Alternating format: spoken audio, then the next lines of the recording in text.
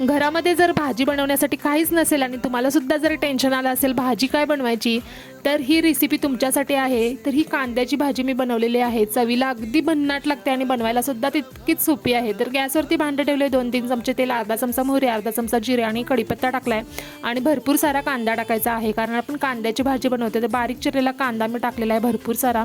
कांदा तेलामध्ये परतून घ्यायचा, चवीनुसार मीठ टाकून कांदा 2-3 मिनिटं तेलामध्ये भाजून घ्यायचा।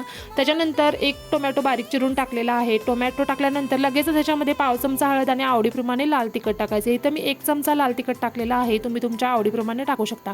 तिखट टाकून कांदा परतून घ्यायचा आणि झाकण ठेवून 2-3 मिनिटं ह्याला वाफवून घ्यायचं। आणि काय छान अशी आपली कांद्याची भाजी तयार आहे। वरून ओली कोथिंबीर टाकायची। भाकरीसोबत चपातीसोबत एक नंबर लागते। तुम्ही एकदा नक्की बनवा, तुम्हाला सगळ्यांनाच आवडेल। आणि हो, भाकरीसोबत काय सांगू, भन्नाट लागत होती। चला तर मग पटकन रेसिपी ट्राय करा आणि व्हिडिओ आवडला असेल तर व्हिडिओला लाईक, चॅनलला सबस्क्राईब करा।